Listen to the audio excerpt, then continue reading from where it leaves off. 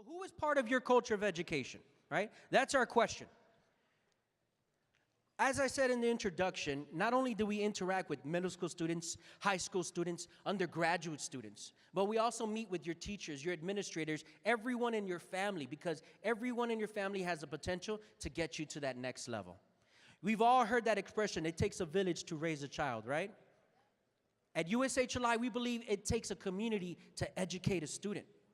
And so I want to share some personal stories that I have accumulated over the years and share that with you all.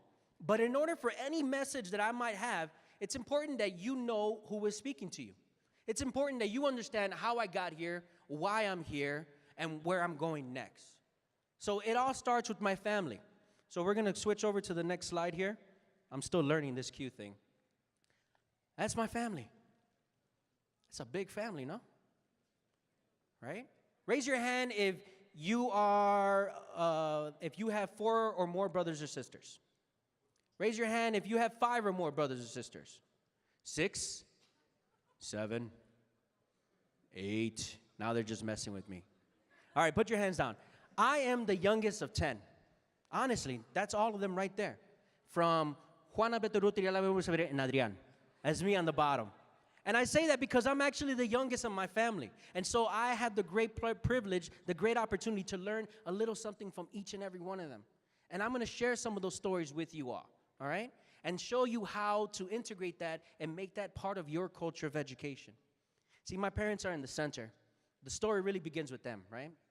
My parents immigrated to this country back in 1968 from Michoacán, Mexico. Don't get too excited. Those are all my cousins. Chill out, primo. From Michoacán, Mexico. But here's the catch. Ready? My father made it to the 6th grade. My mother made it to the 6th grade. My father only made it to the 3rd grade. So by the time they came to this country, by the time I was coming up in high school, they couldn't help me with my math homework, my science homework, or my history homework. Pero me apoyaron. They still pushed me. They still supported me because even though they lacked the education, they understood the importance of an education. Échale ganas, right?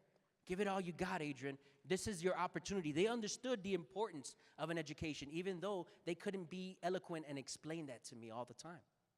But I got to be honest with you, when I was coming up, especially in middle school, a little bit in high school, I was a snot-nosed little mocoso. I thought I knew everything. I thought I had all the answers. People used to tell me things all the time, and they would go in one ear and out the other. Seriously, people used to be like, Adrian, you got to think about your future. And it would go in one ear and out the other. Adrián, you got to think about and focus in one ear and out the other. How about this one? You got to start thinking about who you're hanging around with. In one ear and out the other. Even little things like, mijo, it's cold outside, put on a sweater. In one ear and out the other. Nothing was going to mix. No one could tell me anything because I knew everything that I needed to know. And there was nothing I could learn from them, right? And I thought that I had all the answers. And that translated to school. So in school, here's what I did. I wasn't, quote unquote, an honor roll student, but I also wasn't, a at-risk student. I was in the middle. I coasted. I cruised through school. I did the bare minimum. Let me explain. If someone had a homework assignment, I did the assignment and turned it in on time. Because I learned real quick that if you do the minimum of what's expected of you, people leave you alone, right? If you do really well in school, they shine this bright light on you, and they say, wow, look at her grades, look at her attitude. She's going places. But if you do it on the flip side, if you do the opposite, and you do really bad at school, they shine a different color light on you. Look at his grades, look at his attitude. He's going nowhere in life. But man, if you do the bare minimum, just the middle, it's like you're invisible. And I love that. I wanted to be invisible. I didn't want people to bug me and tell me to focus, to think about my future, to think about who I was hanging around with. I wanted to just coast. And I did that for a long time. And I had everybody fooled except for one person. My mom's, yeah, man. Nothing gets past my mom, man. It's crazy. My mom knew quick that she had to do something. So she did everything she could think of. She sat me down and talked to me. She spoke more sternly to me. She started to scream at me, yell at me. She even threw her chancla at me. Whatever she could think of to just try to get it through my head that I had to think about my future. But nothing was coming in because being the little mocoso that I was, I thought I was smarter than her, right? I didn't need her opinion. She only made it to the 6th grade. Everything she said would go in one ear and out the other. Finally, my mom does what most parents do when they're running out of ideas. She went to visit my school. She talked to my teacher. And when she did, she wasn't satisfied. She talked to my counselor. She wasn't satisfied. She spoke to the principal. They all sat together in a room, and they went page by page on all my work, and they saw that I was a middle-of-the-range student. I did the bare minimum. I was coasting through school. My mom knew I could do better. She knew I had that potential, but she couldn't get through to me. And all the teachers and principals told her the same thing. Señora Calderón, you got to sit down with him, have that conversation. So she did, and one day, I was coming home from school, and there she was on the kitchen table. My mom, she was coming up to me and asking me, mijo, sit down, we're going to have a conversation. But everything she said would go in one ear and out the other. Mijo, te tienes que enfocar. You got to focus. In one ear, out the other. You got to think about your future. In one ear and out the other. Mijo, fíjate con quién andas. Think about who you're hanging around with. In one ear and out the other. Nothing worked. And that took a lot out of my mom because the truth is my parents were hard workers. Raise your hand if your parents are hard workers. Make some noise if they're working hard right now. My parents worked hard. Let me tell you how hard my parents worked. My dad did not have a 9 to 5. My dad had a 9 to 9. He worked a 12-hour shift in una fábrica near where I grew up in Chicago, right? I come straight out of Pilsen. He worked at one of the factories around the way on Cermak. He worked a 9 to 9 shift. And my dad worked all day, every day. When he came home, man, that's when he got to relax a little. He was king of the castle. Right? When he's getting ready for work at the crack of dawn, when the sun isn't even up, I remember him struggling. I could hear the pain as he put on his boots and all his clothes to get ready. But when he got home, he kicked off those boots and relaxed as best as he could because he knew that in a couple of hours, he was going to have to run back out there and do it again. I want you to think about what a 12-hour shift does to a family. That meant that when I was at home, my dad was usually at work. When my dad was home, where was I? At school. So sometimes I would go weeks, months without seeing my father. But even as that little mocoso, right, snot-nosed kid, I knew he was doing it for a good reason. He was doing it to help us get to that next level. He was doing it to help me create a culture of education. Now, my mom, on the other hand, she was also a hard worker, but she didn't have no 9 to 5. She didn't have a 9 to 9. My mom worked odd jobs wherever she could find them.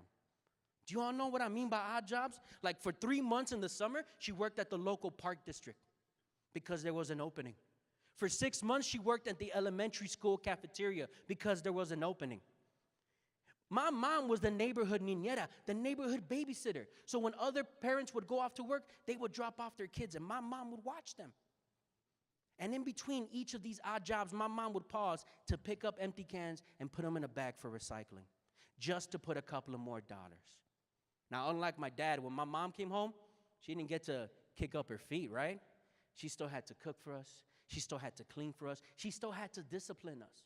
I realize now as an adult that my mom probably had 1 hour to do whatever she wants a day.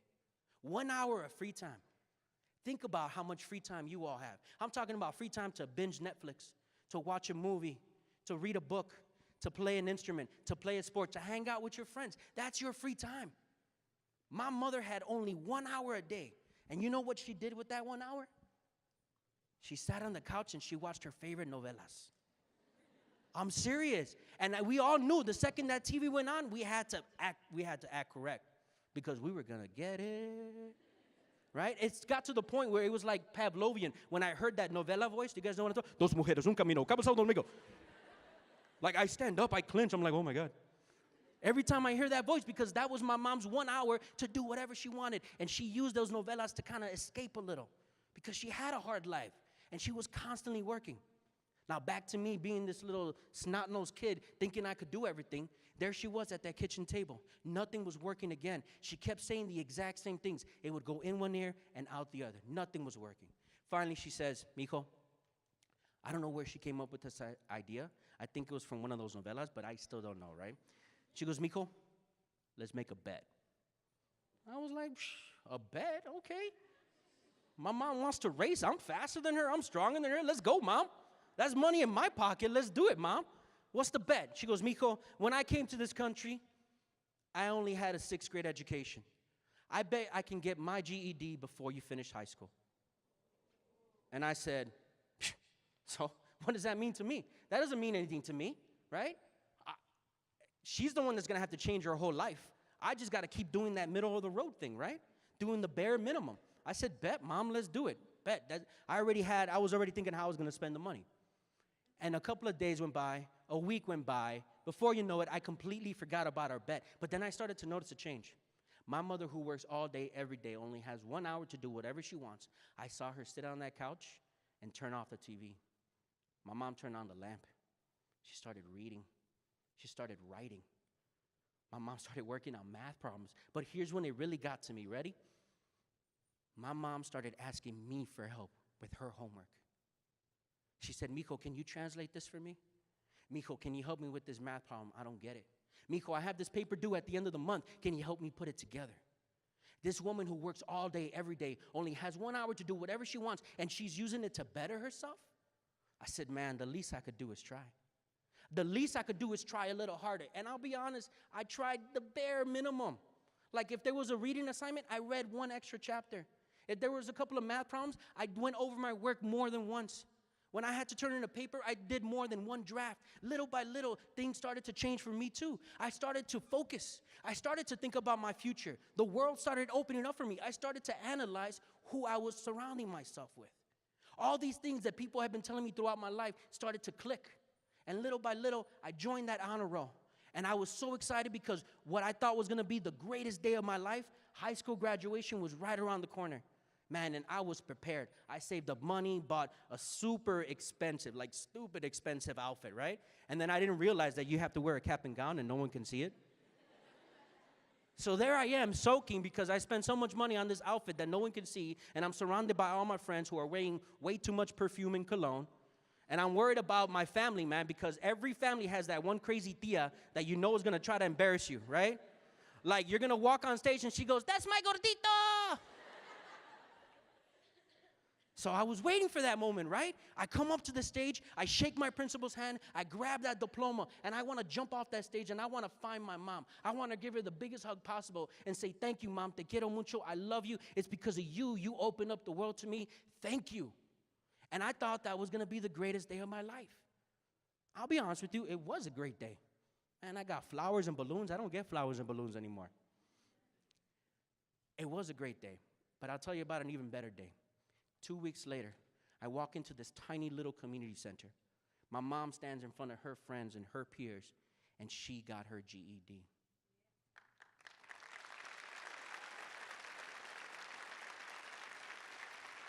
That's when I realized my mom had taught me a life lesson. My mom had taught me that no matter how busy we all think we are, no matter how much drama is going on in our lives, we can always try a little harder. We can always do a little better.